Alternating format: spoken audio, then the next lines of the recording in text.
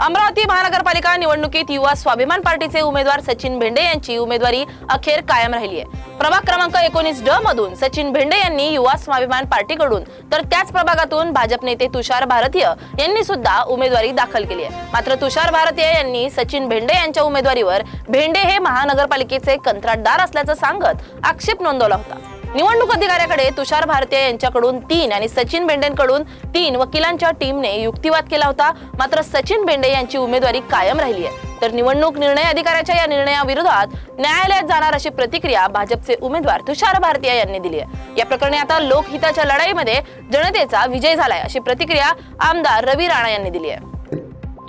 की ज्यांनी सुप्रीम कोर्टाचे निर्णय, हायकोर्टाचे निर्णयाची पायमल्ली केली आणि त्यांनी हा निर्णय दिला।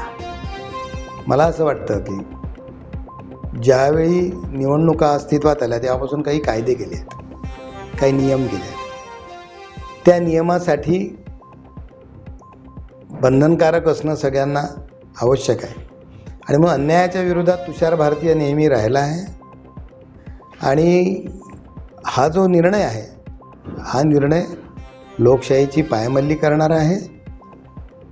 हा निर्णय घटनेचा अपमान करणारा आहे आणि म्हणून मी जो स्टँड घेतलेला आहे तो स्टँड घेऊन मी जनता जनार्दनामध्ये जाणार आहे आणि यांनी कशा पद्धतीने महानगरपालिका लुटली, कशा पद्धतीने कामं केली आहेत हे सगळं मी जनतेसमोर मांडणार आहे आणि संपूर्ण भारतीय जनता पार्टी, माननीय पालकमंत्री देवेंद्रजी फडणवीस, माननीय चंद्रशेखरजी बावनकुळे साहेब, माननीय खासदार बोंडे साहेब, प्रवीण पोटे साहेब, सगळी भारतीय जनता पार्टीची मंडळी माझ्या पाठीशी खंबीरपणे उभी आहे आणि त्यांनाच विचारून मी हा तक्रार अर्ज सादर केला होता आणि नक्कीच सत्याचाच विजय होणार आहे आणि असे कंत्राटदार शहराला लुटणारे यांच्या पाठीशी कदापिही जनता राहणार नाही याची मला ग्वाही आहे।